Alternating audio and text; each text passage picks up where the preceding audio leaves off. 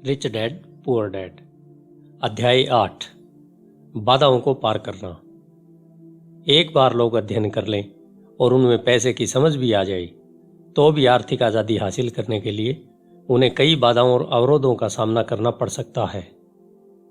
ऐसे 5 कारण हैं जिनके कारण पैसे की समझ रखने वाले लोग अपने संपत्ति वाले कॉलम को ज़्यादा नहीं बढ़ा पाते। संपत्ति वाला कॉलम जिसमें बहुत सारा कैश फ्लो आता है। संपत्ति वाला कॉलम जो उन्हें अपने सपने की जिंदगी जीने का मौका देता है और अपने बिल चुकाने के लिए हर काम करने की झंझट से मुक्ति दे सकता है। ये 5 कारण हैं। नंबर 1 डर, नंबर 2 सनकीपन, नंबर 3 आलस्य, नंबर 4 बुरी आदतें और नंबर 5 है जिद। पैसा खोने के डर से पार पाना।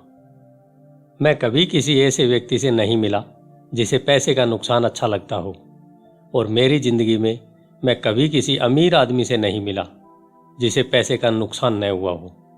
परंतु मैं ऐसे बहुत से गरीब लोगों से जरूर मिला हूं जिन्होंने एक दमड़ी भी नहीं खोई है निवेश में। पैसे के नुकसान का डर असली है। यह हर व्यक्ति को होता है, अमीरों को भी। परंतु समस्या डर नहीं है। समस्या यह है कि आप इस डर का सामना किस तरह से करते हैं। पैसा खोने के बाद स्थिति से किस तरह निपटते हैं। आप असफलता को किस तरह से लेते हैं, यह आपके जीवन में बहुत महत्वपूर्ण है। यह जिंदगी में केवल पैसे के बारे में ही नहीं बल्कि हर चीज के बारे में सही है। एक अमीर व्यक्ति और एक गरीब व्यक्ति में मूलभूत अंतर यह होता है कि वे इस पैसे से किस तरह मुकाबला करते हैं। डरने में कोई बुराई नहीं है। पैसे के मामले में डरपोक होना भी कोई बुरी बात नहीं है। आप अब भी अमीर हो सकते हैं। हम सभी कुछ मौकों पर बहादुर होते हैं और कुछ मौकों पर डरपोक। मेरे दोस्त की पत्नी एक इमरजेंसी रूम की नर्स है। जब भी वह खून देखती है वह तत्परता से काम में जुट जाती है। जब भी मैं निवेश का जिक्र करता हूं वह भाग जाती है। जब मैं खून देखता हूं तो मैं नहीं भागता, मैं बेहोश हो जाता हूं। मेरे अमीर डैडी पैसे के नुकसान के डर या फोबिया को समझते थे। कुछ लोग सांपों से डरते हैं, कुछ लोग पैसा गंवाने से डरते हैं। दोनों ही फोबिया है। उनका कहना था। पैसा गंवाने के बारे में उनका सुझाव यह छोटी पंक्ति थी। अगर आप जोखिम से घबराते हैं और चिंता करते हैं तो जल्दी शुरू कर दें। इसलिए बैंकें तभी बचत की आदत डालना चाहती है जब आप छोटे होते हैं। अगर आप कम उम्र में शुरू करते हैं तो आपके लिए अमीर होना ज़्यादा आसान होता है। मैं इस बारे में ज़्यादा विस्तार से कुछ नहीं कहूँगा, परंतु 20 साल की उम्र में बचत शुरू करने वाले और 30 साल की उम्र में बचत शुरू करने वाले लोगों में बहुत बड़ा फर्क होता है, बहुत ही बड़ा फर्क। कहा जाता है कि विश्व के अजूबों में से एक है चक्रवृद्धि ब्याज की ताकत। मैनहट्टन आइलैंड की खरीद दुनिया के महानतम सौदों में से एक मानी जाती है। न्यूयॉर्क को $24 में खरीदा गया था, परंतु अगर उस $24 को 8% सालाना ब्याज पर निवेश कर दिया जाता तो वही $24 1995 के अंत तक $28 ट्रिलियन से ज़्यादा हो गए होते। मैनहट्टन को 1995 की रियल एस्टेट की कीमतों पर दोबारा खरीदा जा सकता था और इसके बाद भी इतना पैसा बच जाता कि लॉस एंजलिस का ज़्यादातर हिस्सा खरीदा जा सकता था। मेरा पड़ोसी एक बड़ी कंप्यूटर कंपनी के लिए काम करता है। वह 25 सालों से वहां पर है। अगले 25 सालों में वह कंपनी को छोड़ देगा और उसके 401G रिटायरमेंट प्लान में $40 लाख जमा होंगे। यह मुख्य रूप से अच्छी गति से विकसित हो रहे म्यूचुअल फंड में निवेश किए गए हैं जो बाद में बॉन्ड और गवर्नमेंट सिक्योरिटीज में बदल लिए जाएंगे। नौकरी छोड़ते समय उसकी उम्र केवल 55 साल होगी और उसके पास $3 लाख से ज्यादा की निष्क्रिय आय होगी, जो कि उसके वेतन से ज्यादा होगी। अगर आप हारने से डरते हैं या जोखिम लेने से डरते हैं तो भी यह किया जा सकता है, परंतु आपको जल्द ही इसकी शुरुआत करनी होगी और एक रिटायरमेंट प्लान तो बनाना ही होगा और आपको निवेश करने से पहले एक भरोसेमंद फाइनेंशियल प्लानर की सेवाएं लेनी होंगी। परंतु अगर आपके पास समय नहीं है या आप जल्दी रिटायर होना चाहते हैं तो आप किस तरह पैसे खोने के डर का सामना करते हैं? मेरे गरीब डैडी ने कुछ नहीं किया। वे केवल इस विषय को टालते रहे और इस बारे में चर्चा करने के लिए तैयार नहीं हुए। दूसरी तरफ मेरे अमीर डैडी का सुझाव था कि मैं टेक्सास के लोगों की तरह ही मानसिकता रखूं। मैं टेक्सास और वहां के लोगों को पसंद करता हूं। उनका कहना था, टेक्सास में हर चीज बड़े पैमाने पर होती है।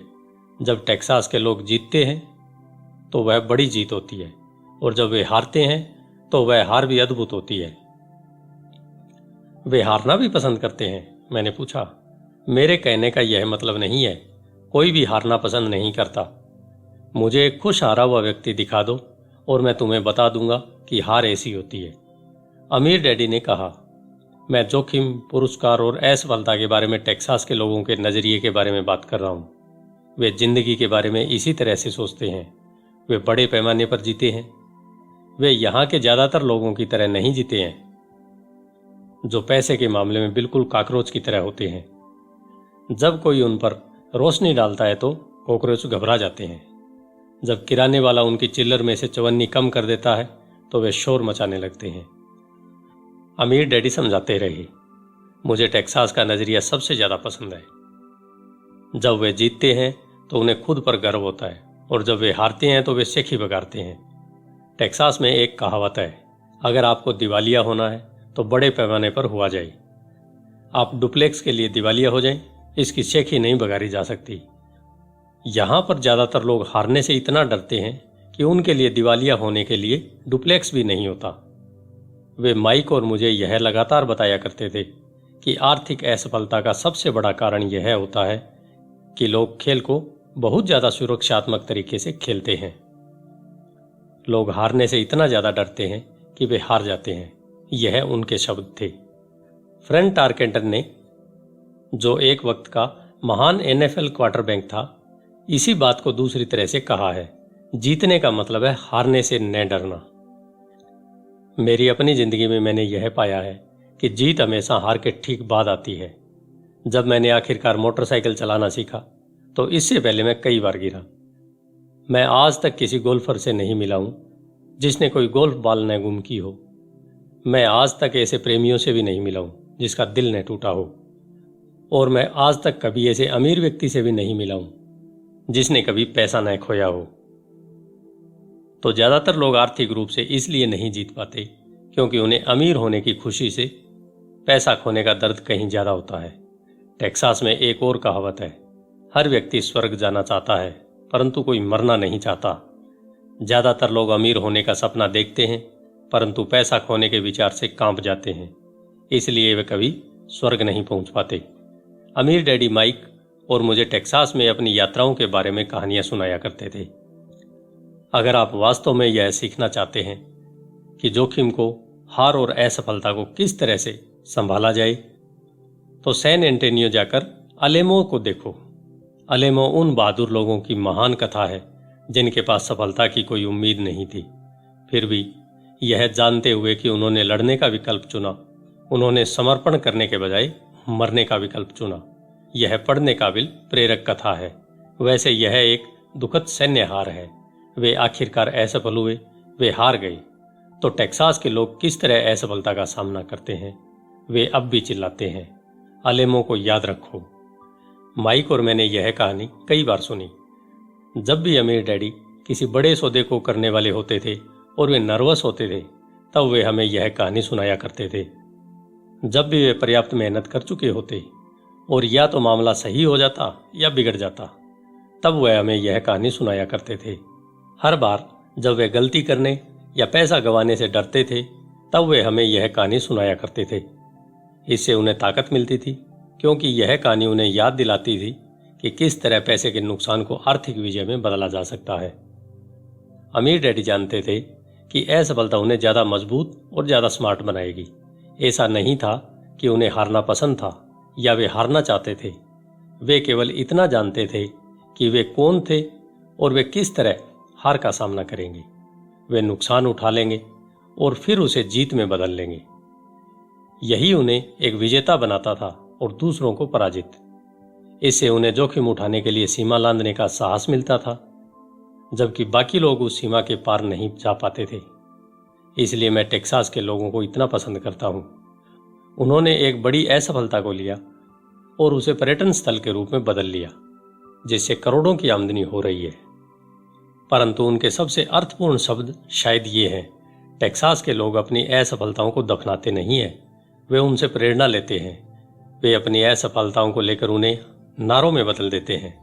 असफलता टेक्सास के लोगों को जीतने के लिए प्रेरित करती है, परंतु यह फार्मूला केवल टेक्सास के लोगों का ही फार्मूला नहीं है, यह सभी जीतने वालों का फार्मूला है।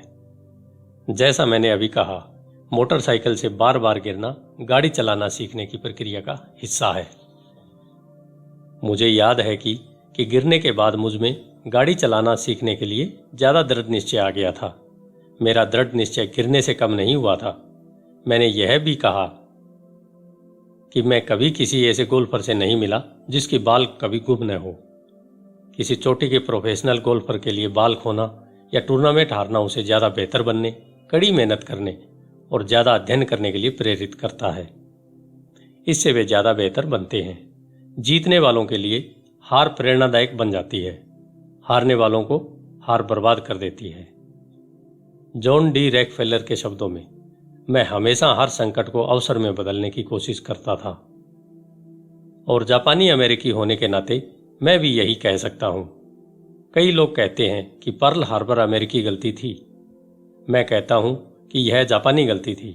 टोरा टोरा टोरा फिल्म में एक संयमित जापानी एडमिरल खुशियां मना रहे अपने अधीनस्थों से कहता है, मुझे डर है कि हमने एक सोते हुए राक्षस को जगा दिया है। पर्ल हार्बर को याद करो एक नारा बन गया। यह अमेरिका की सबसे बड़ी हारों में से एक थी, फिर भी इसके कारण उसे जीतने की प्रेरणा मिली। एक बड़ी हार से अमेरिका को ताकत मिली और अमेरिका जल्दी ही दुनिया में एक बहुत बड़ी ताकत के रूप में उभर कर सामने आया। असफलता जीतने वालों को प्रेरणा देती है और असफलता हारने वालों को बर्बाद कर देती है। यह जीतने वालों का सबसे बड़ा रहस्य और सूत्र है। यह वह रहस्य है जिसे हारने वाले नहीं जानते। जीतने वालों का महानतम रहस्य यह है कि असफलता जीतने की प्रेरणा देती है, इसलिए उन्हें हार से डर नहीं लगता। मैं फ्रैंक टारकेंटन के शब्दों को एक बार फिर से दोहराना चाहता हूं। जीतने का मतलब है हार से नहीं डरना। फ्रैंक टारकेंटन जैसे लोग हारने से इसलिए नहीं डरते क्योंकि वे जानते हैं कि वे कौन हैं।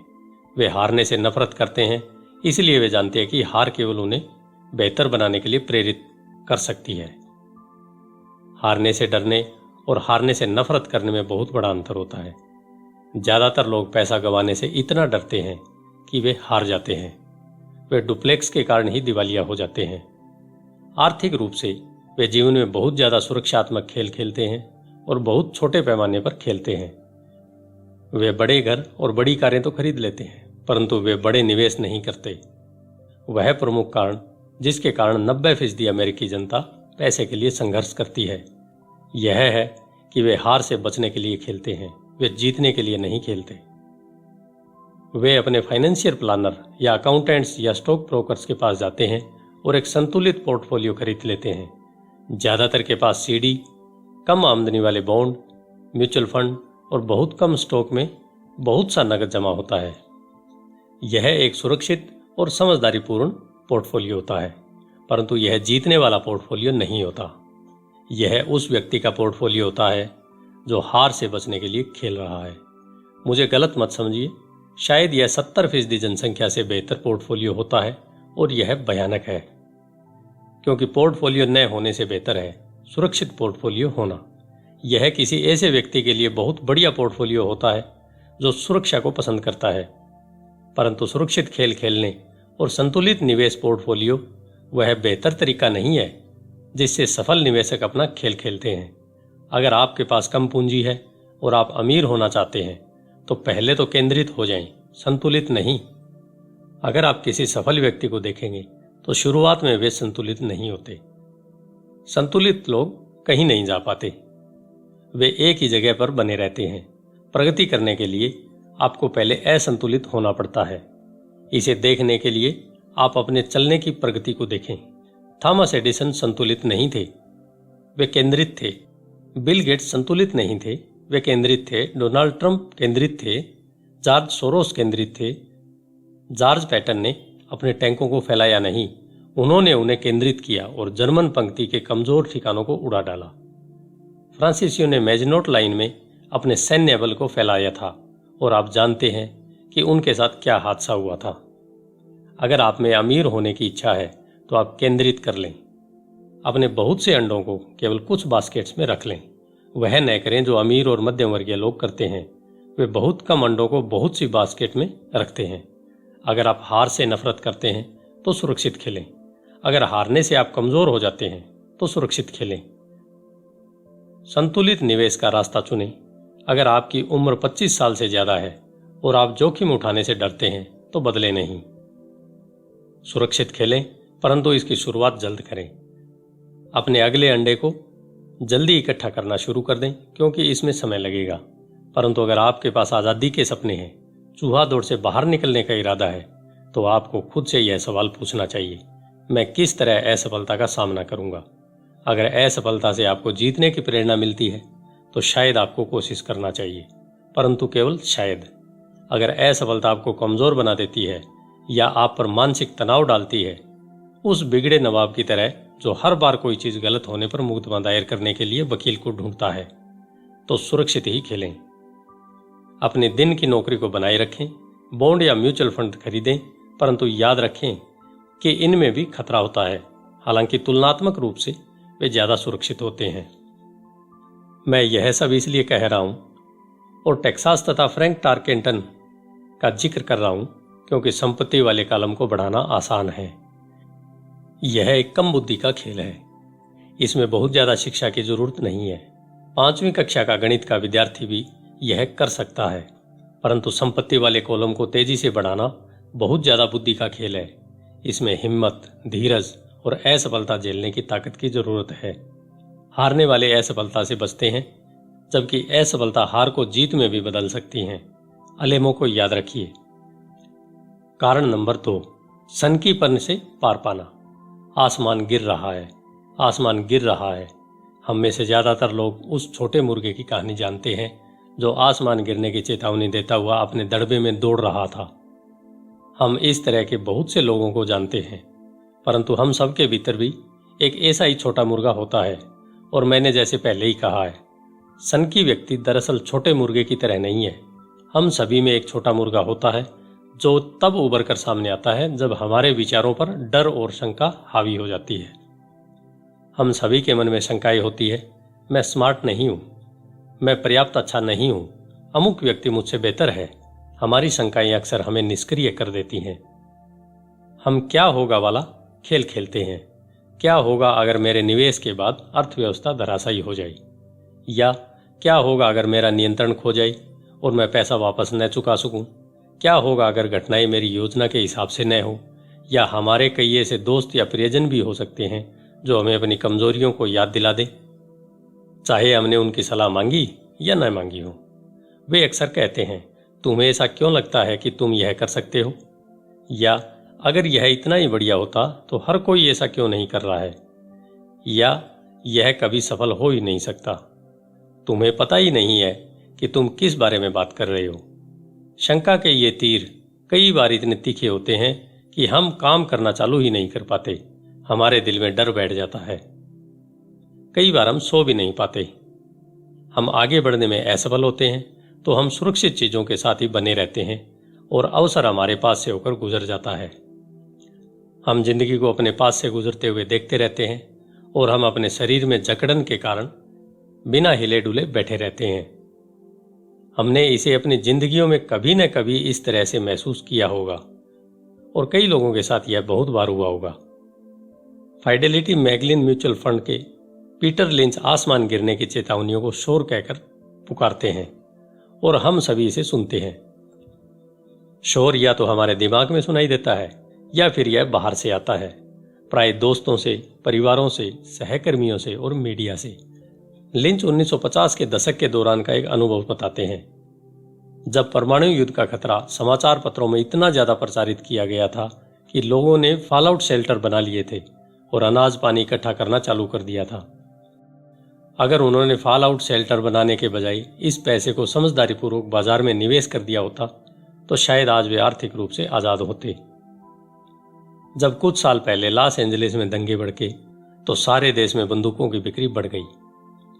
वाशिंगटन राज्य में एक व्यक्ति हैमबर्ग के मांस के कारण मर जाता है और एरिजोना हेल्थ डिपार्टमेंट सभी रेस्तराओं को आदेश देता है कि बीफ को अच्छी तरह से पकाया जाए। एक दवाई की कंपनी राष्ट्रीय टीवी विज्ञापन में लोगों को सर्दी होते हुए दिखाती है। विज्ञापन फरवरी में दिखाया जाता है। सर्दी से ग्रस्त होने वालों की संख्या बढ़ जाती है और उस दवा की बिक्री भी।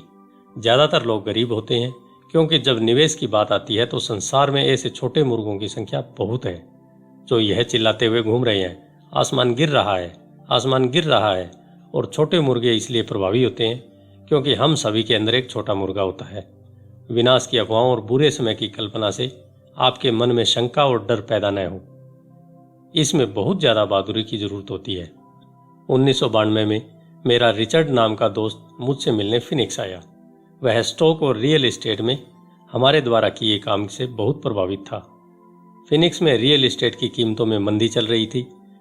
हमने उसके साथ 2 दिन गुजारे और उसे बताया कि कैश फ्लो और पूंजी बढ़ाने के बहुत बढ़िया मौके हैं। मेरी पत्नी और मैं रियल एस्टेट में एजेंट नहीं है, हम विशुद्ध निवेशक हैं। एक रिजॉर्ट कम्युनिटी में एक यूनिट तय करने के बाद हमने एक एजेंट से बात की जिसने उस दोपहर को उस यूनिट को बेच दिया। 2 बेडरूम के लिए उस घर की कीमत केवल $42,000 थी। इसी तरह के यूनिट उस समय 65,000 में बिक रहे थे। उसे यह बहुत फायदे का सौदा लगा।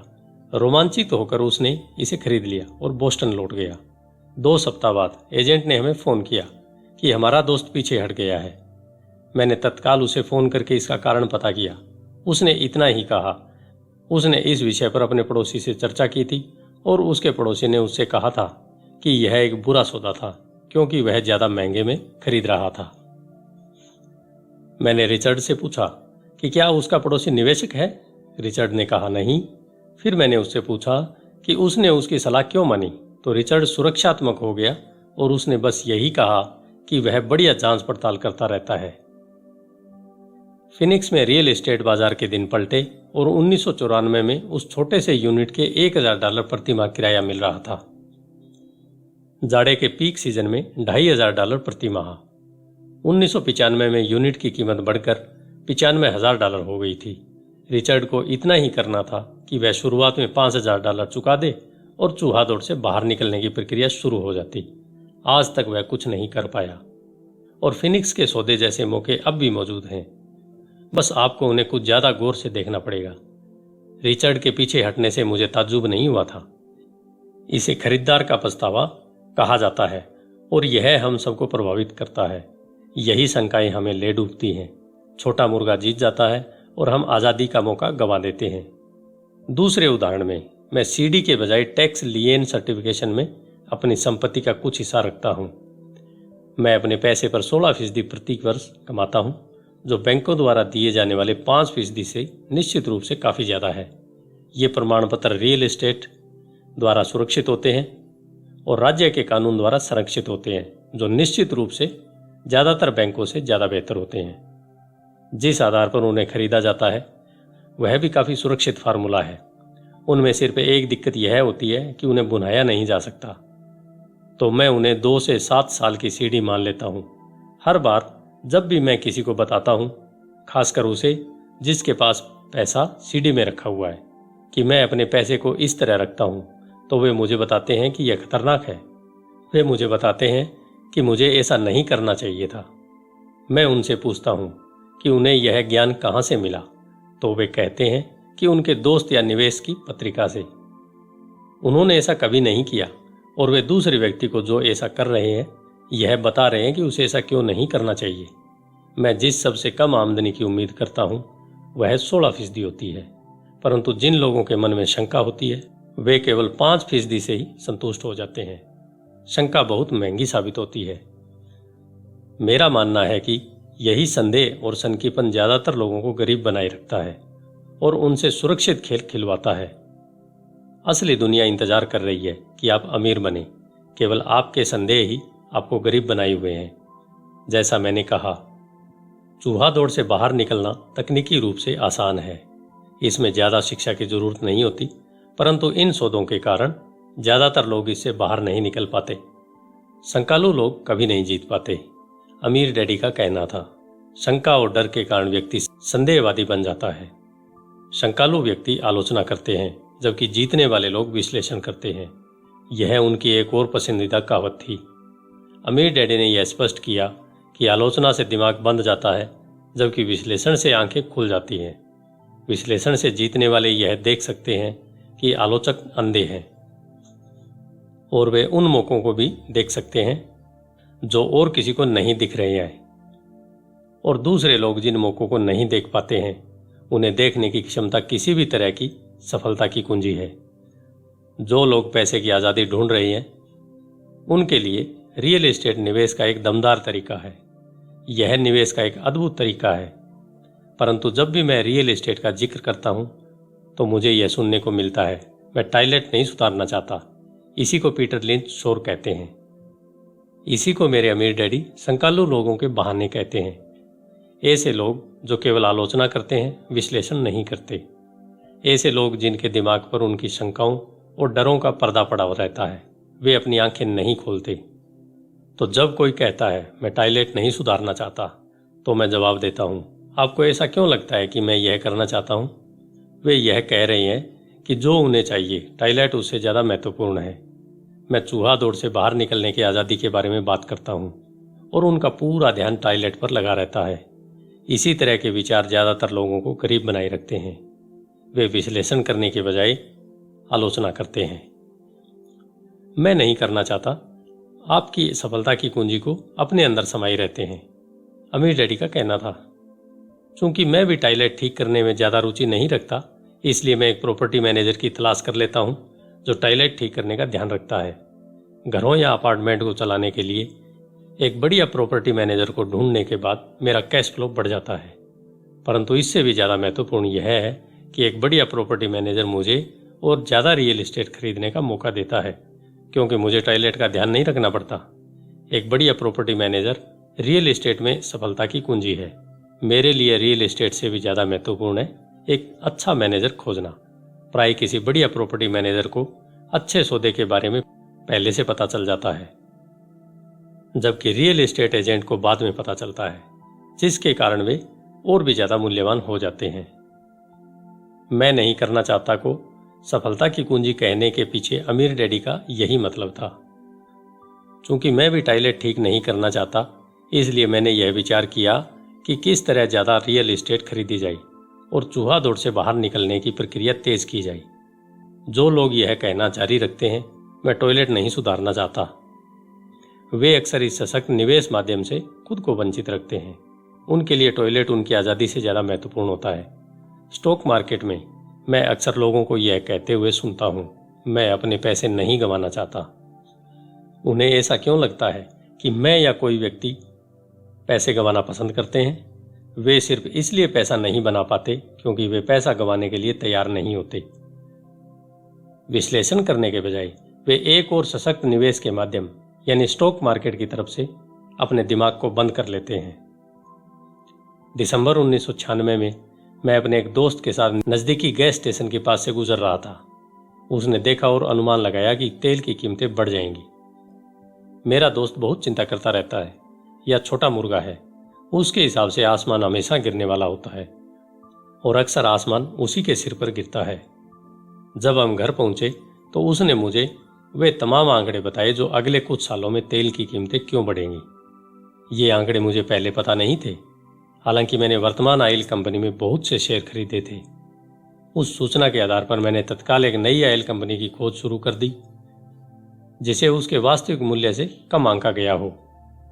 मुझे ऐसी ऑयल कंपनी मिल गई जो तेल के कुछ भंडारों को खोजने वाली थी। मेरा ब्रोकर इस नई कंपनी को लेकर खासा रोमांचित हो गया और मैंने 65 सेंट प्रति शेयर की दर से 15,000 शेयर खरीद लिए। फरवरी 1997 में मैं उसी दोस्त के साथ उसी गैस स्टेशन के पास से गुजर रहा था और कीमत प्रति गैलन 15% बढ़ चुकी थी। एक बार फिर छोटा मुर्गा चिंता करने लगा और शिकायत करने लगा। मैं मुस्कुराया क्योंकि जनवरी 1997 में उस छोटी ऑयल कंपनी ने तेल खोज लिया था और वह 15,000 शेयर अब बढ़कर $3 प्रति शेयर हो गए थे। और मेरे दोस्त के अनुसार गैस की कीमतें लगातार बढ़ती रही। विश्लेषण करने के बजाय ये छोटे मुर्गे अपने दिमाग को बंद कर लेते हैं। अगर ज़्यादातर लोग यह समझ लें कि स्टॉक मार्केट निवेश में स्टॉप किस तरह काम करते हैं, तो ज़्यादातर लोग हार से बचने के बारे में अपना ध्यान नहीं लगाएंगे और जीतने के लिए निवेश करेंगे। स्टॉप एक कंप्यूटर निर्देश है जो भाव गिरने पर आपके शेयर को अपने आप बेच देता है, ताकि आपका कम से कम नुकसान हो और आपको ज़्यादा से ज़्यादा फायदा मिल सके। जो लोग हारने से घबराते हैं उनके लिए यह एक बहुत अच्छा तरीका है। तो जब भी मैं लोगों को मैं नहीं चाहता पर ध्यान केंद्रित करते हुए देखता हूँ और वे क्या चाहते हैं इस पर ध्यान केंद्रित करते हुए नहीं देखता हूँ, तो मैं समझ लेता हूँ कि उनके दिमाग में शोर की आवाज़ बहुत तेज होगी। छोटा मुर्गा उनके दिमाग पर हावी होगा, तभी वे चीख रहे हैं, आसमान गिर रहा है और टॉयलेट टूट रहे हैं। इसलिए वे अपनी अनचाही चीज़ों से बचते हैं, परंतु वे इसकी भारी कीमत चुकाते हैं। वे जिंदगी से जो चाहते हैं वह शायद उन्हें कभी न मिल पाई। अमीर डैडी ने मुझे छोटे मुर्गे को देखने का एक तरीका सुझाया। वही करो जो कर्नल सैंडर्स ने किया था। 66 साल की उम्र में उनका व्यवसाय चौपट हो गया था और वे अपनी सोशल सिक्योरिटी के चेक पर गुजर बसर कर रहे थे। इतना ही नहीं, वे फ्राइड चिकन की अपनी रेसिपी के साथ पूरे देश में इसे बेचने की कोशिश कर रहे थे। किसी के हाँ कहने से पहले इस रेसिपी के लिए 1009 बार नहीं कहा गया और वे उस उम्र में करोड़पति बने जिस उम्र में लोग काम छोड़कर आराम करना चाहते हैं। वे एक बहादुर और जिद्दी व्यक्ति थे। अमीर डैडी हार्ले सैंडर्स के बारे में कहा करते थे, जब भी आप शंका में हों और थोड़े डरे हुए हों तो वही करें जो कर्नल सैंडर्स ने अपने छोटे मुर्गे के साथ किया, उसे फ्राई कर लें। कारण नंबर 3, आलस्य। व्यस्त लोग अक्सर बहुत आलसी होते हैं। हम सभी ने उस व्यवसायी की कहानी पढ़ी है जो पैसे कमाने के लिए कड़ी मेहनत करता है। वह अपनी पत्नी और बच्चों की सुख सुविधा के लिए काफ़ी मेहनत करता है। वह ऑफिस में बहुत देर तक काम करता है और सप्ताहांत में भी ऑफिस में काम को घर ले आता है। एक दिन जब वह घर लौटता है तो उसे घर सूना मिलता है। उसकी पत्नी अपने बच्चों के साथ घर छोड़कर चली जाती है। उसे पता था कि उसके और उसकी पत्नी के बीच में मतभेद हैं, परंतु उस रिश्ते को ज़्यादा मजबूत बनाने के बजाय वह काम में ही व्यस्त रहता था। निराश होकर वह अपने काम के प्रति लापरवाह हो जाता है और उसके काम पर इतना ज़्यादा असर पड़ता है कि उसकी नौकरी चली जाती है। मैं बहुधा ऐसे लोगों से मिलता हूँ जो इतने व्यस्त हैं कि उन्हें अपनी संपत्ति की परवाह करने की भी फिक्र नहीं है। दोनों का कारण एक ही है, वे व्यस्त हैं और वे व्यस्त बने रहना चाहते हैं क्योंकि वे किसी चीज़ का सामना नहीं करना चाहते। उन्हें यह बताने की ज़रूरत नहीं है, अंदर से वे खुद जानते हैं। वास्तव में अगर आप उन्हें याद दिलाएं तो वे गुस्सा हो जाते हैं और चिढ़ जाते हैं। अगर वे नौकरी में या बच्चों के साथ व्यस्त नहीं है तो वे टीवी देखने, मछली पकड़ने, गोल्फ खेलने या शॉपिंग करने में व्यस्त होते हैं, परंतु अंदर से वे जानते हैं कि वे किसी महत्वपूर्ण चीज़ का सामना करने से कतरा रहे हैं। यह आलस्य का सबसे आम रूप है। यहाँ आलस्य का मतलब है व्यस्त बने रहना। तो आलस्य का इलाज क्या है? जवाब है थोड़ा सा लालच। हम में से ज़्यादातर लोगों का लालन पालन इस तरह से किया गया है कि हम लालच या इच्छा को बुरा समझते हैं। मेरी माँ कहा करती थी, लालची लोग बुरे लोग होते हैं, परंतु हम में से हर कोई अच्छी चीज़ें, नई चीज़ें, रोमांचक चीज़ें हासिल करना चाहते हैं। तो उस इच्छा की भावना को काबू में रखने के लिए प्राय माँ बाप इच्छा को अपराध बोध से जोड़ देते हैं। तुम हमेशा अपने बारे में ही सोचते हो, क्या तुम्हें नहीं मालूम कि तुम्हारे भाई बहन भी हैं? यह मेरी माँ की फेवरेट कहावत थी। या तुम क्या खरीदना चाहते हो? मेरे डैडी की फेवरेट कहावत थी, तुम ऐसा सोचते हो जैसे हमारे पास बहुत पैसा है। क्या तुम सोचते हो कि पैसा पेड़ों पर लगता है? हम अमीर नहीं हैं, तुम तो जानते ही हो। मुझ पर शब्दों का तो इतना असर नहीं पड़ा, परंतु उन शब्दों में गुस्सा और अपराध बोध का जो सम्मिश्रण था उसका मुझ पर बहुत ज्यादा असर पड़ा। या इसका विपरीत अपराध बोध का जाल यह था, मैं तुम्हारे लिए यह खरीदकर अपने जीवन का बलिदान दे रहा हूं। मैं तुम्हारे लिए यह इसलिए खरीद रहा हूं क्योंकि जब मैं छोटा था तो मेरे माँ बाप ने मुझे खरीदकर नहीं दिया था। मेरा एक पड़ोसी है जो पूरी तरह दिवालिया है, परंतु वह अपनी कार को अपने गैरेज में पार्क नहीं कर सकता। गैरेज में उनके बच्चों के खिलौने भरे पड़े हैं। उन बिगड़े हुए बच्चों को मुंह मांगी चीज मिल जाती है। उस पड़ोसी के शब्द हैं, मैं नहीं चाहता कि उन्हें किसी चीज की कमी हो। उसने उनके कॉलेज के लिए या अपने रिटायरमेंट के लिए कुछ भी अलग से बचाकर नहीं रखा है, परंतु उसके बच्चों को हर खिलौना मिल जाता है। उसे डाक में एक नया क्रेडिट कार्ड मिला और वह अपने बच्चों को घुमाने के लिए लास वेगास ले गया। मैं यह अपने बच्चों के लिए कर रहा हूं। यह उसके महान बलिदान के शब्द थे।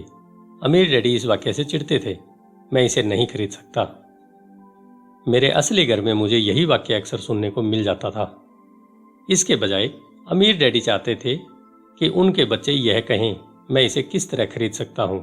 उनका तर्क था कि मैं इसे नहीं खरीद सकता। इस वाक्य से आप अपने दिमाग का दरवाजा बंद कर लेते हैं। इसे अब और ज्यादा सोचने की जरूरत नहीं होती। मैं इसे किस तरह खरीद सकता हूं वाक्य से आपके दिमाग के दरवाजे खुल जाते हैं। इससे यह सोचने पर दिमाग मजबूर होता है और जवाब ढूंढता है। परंतु सबसे महत्वपूर्ण बात तो यह है कि मैं इसे नहीं खरीद सकता। यह वाक्य झूठा होता है और इंसान की आत्मा यह बात जानती है। इंसान की आत्मा बहुत बहुत ताकतवर होती है। उनका कहना था, यह जानती है कि यह कुछ भी कर सकती है। जब एक आलसी दिमाग कहता है कि मैं इसे नहीं खरीद सकता, तो आपके भीतर एक युद्ध छिड़ जाता है। आपकी आत्मा गुस्सा हो जाती है और आपके आलसी दिमाग को अपने झूठ पर अड़े रहना पड़ता है। आत्मा चीखती है, चलो भी हम जिम चलकर कसरत करते हैं। और आलसी दिमाग कहता है, परंतु मैं थका हुआ हूं, आज मैंने सचमुच बहुत काम किया है। या इंसान की आत्मा कहती है, मैं गरीबी से थक गई हूं, चलो इस दलदल से निकलते हैं और अमीर बनते हैं। इस पर आलसी दिमाग कहता है, अमीर लोग लालची होते हैं, इसके अलावा इसमें झंझट और तकलीफ बहुत है। यह सुरक्षित नहीं है, मेरा पैसा डूब सकता है। वैसे भी मैं बहुत मेहनत कर रहा हूं, मेरे पास पहले से ही बहुत काम है। देखो आज रात को ही मुझे कितना काम करना पड़ेगा। मेरा बॉस कह रहा है कि यह काम सुबह तक पूरा हो जाना चाहिए।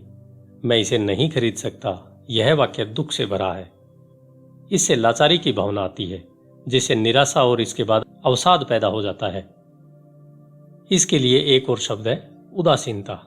मैं इसे किस तरह खरीद सकता हूं वाक्य से संभावनाओं, रोमांच और सपनों की दुनिया खुल जाती है।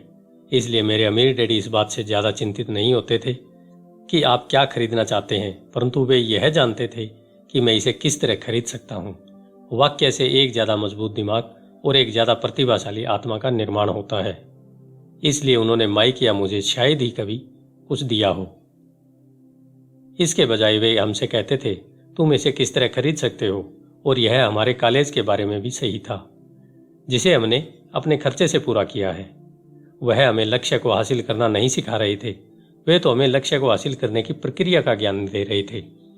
मेरी समझ में आज समस्या यह है कि करोड़ों लोग अपने लालच को लेकर अपराध बोध से ग्रस्त हैं।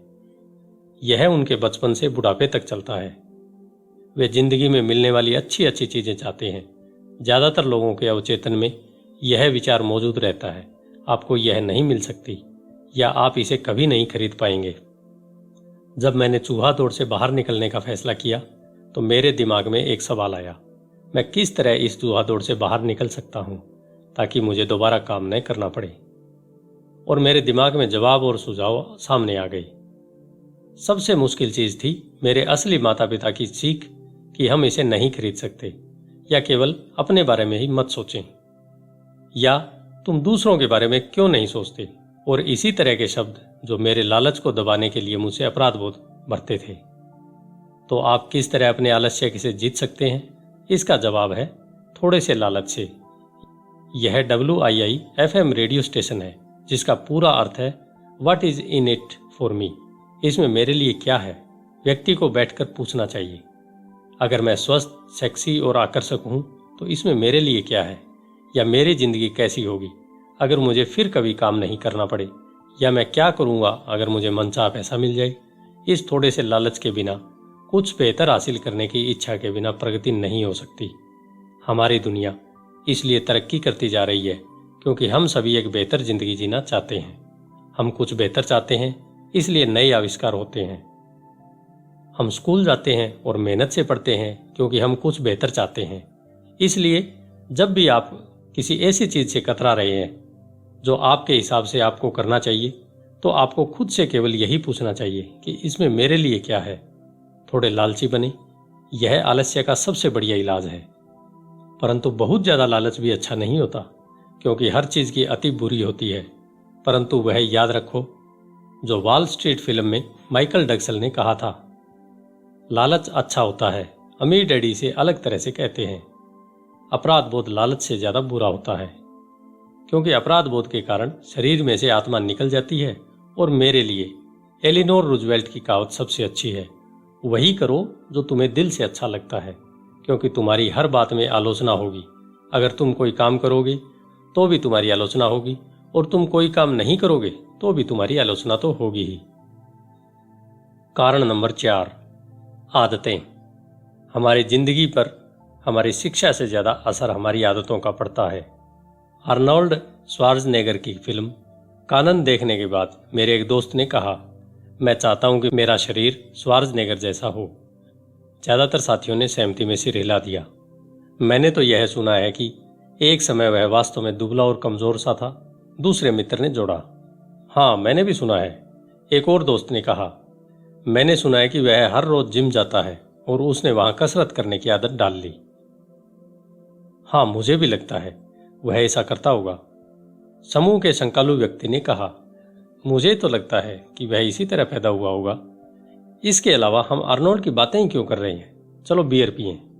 यह एक उदाहरण है कि किस तरह से आदतें व्यवहार को नियंत्रित करती है। मुझे याद है कि मैंने एक बार अपने अमीर डैडी से अमीर लोगों की आदतों के बारे में पूछा था। सीधे जवाब देने के बजाय वे चाहते थे कि इसे मैं उदाहरण से सीखूं। अमीर डैडी ने पूछा, तुम्हारे डैडी अपने बिल कब चुकाते हैं? मैंने कहा, हर महीने की पहली तारीख को। क्या उनके पास कुछ बाकी बचता है? उन्होंने पूछा।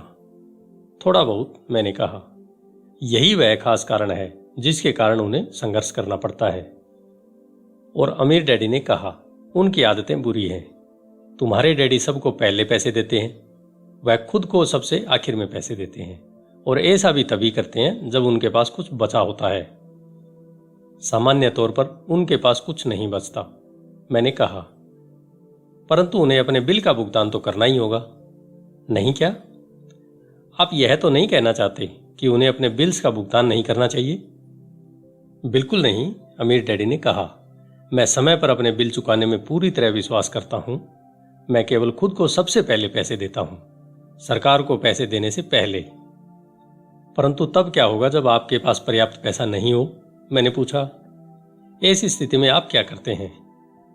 मैं यही करता हूं, अमीर डैडी ने कहा। मैं खुद को सबसे पहले पैसे देता हूं, चाहे मेरे पास कम पैसा हो। मेरे लिए सरकार से ज्यादा महत्वपूर्ण है मेरा संपत्ति वाला कॉलम। परंतु क्या सरकार के लोग आपके पीछे नहीं पड़ते? मैंने कहा। हाँ, अगर मैं उन्हें भुगतान न करूं तो? अमीर डैडी ने कहा। देखो, मैं यह नहीं कह रहा हूं कि सरकार को पैसा न दिया जाए।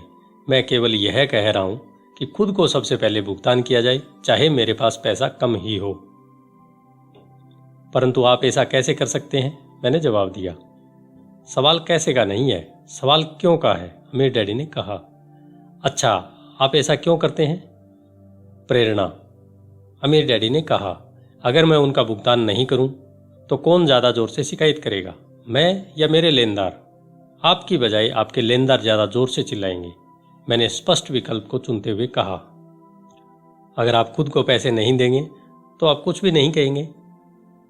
तो अब तुम देख सकते हो कि खुद को पैसे देने के बाद मेरे पास टैक्स चुकाने और दूसरे लेनदारों को पैसे देने का इतना ज्यादा दबाव होता है कि मुझे आमदनी के दूसरे रास्ते खोजने ही पड़ते हैं। पैसे चुकाने का दबाव मेरी प्रेरणा बन जाता है। मैंने अतिरिक्त काम किया है, दूसरी कंपनियां शुरू की है, स्टॉक मार्केट में शेयर खरीदे और बेचे हैं। हर तरह के काम सिर्फ इसलिए किए हैं ताकि ये लोग मुझ पर न चिल्लाएं। इस दबाव के कारण मैंने ज्यादा कड़ी मेहनत की है और मैं ज्यादा सोचने पर मजबूर हुआ हूं। कुल मिलाकर इसने मुझे पैसे के मामले में ज्यादा स्मार्ट और फुर्तीला बना दिया है। अगर मैं खुद को सबसे आखिर में पैसे देता तो मुझ पर कोई दबाव नहीं पड़ता, परंतु मेरे पास कभी पैसा भी नहीं होता। तो सरकार या दूसरे लोगों को पैसे चुकाने का दबाव आपकी प्रेरणा बन जाता है। बिल्कुल ठीक, अमीर डैडी ने कहा। देखो, सरकारी पैसा वसूलने वाले लोग बहुत डरावने होते हैं। वैसे सामान्य तौर पर पैसा वसूलने वाले लोग डरावने ही होते हैं। ज्यादातर लोग इनसे डर जाते हैं, वे इन लोगों को पैसा दे देते हैं और खुद को कभी पैसा नहीं देते। तुमने उस 96 पाउंड के कमजोर व्यक्ति की कहानी तो सुनी ही होगी, जिसके चेहरे पर लोग बालू उछालते हैं। मैंने सिर हिलाया। मैंने कॉमिक्स में वेट लिफ्टिंग और बॉडी बिल्डिंग के बारे में दिया गया यह विज्ञापन देखा है। तो ज्यादातर लोग इन डरावने पैसे वसूलने वालों को अपने चेहरे पर बालू उछालने देते हैं। मैंने डरावने लेनदारों के डर को खुद को ज्यादा मजबूत बनाने के लिए इस्तेमाल किया है। बाकी लोग ज्यादा कमजोर हो जाते हैं। खुद को यह सोचने के लिए मजबूर करना कि अतिरिक्त धन कहां से आएगा, जिम जाने की तरह है और वहां वजन उठाने की तरह है। मैं अपने दिमाग की मांसपेशियों से जितना काम करता हूं, मैं उतना ही ज्यादा मजबूत होता जाता हूं।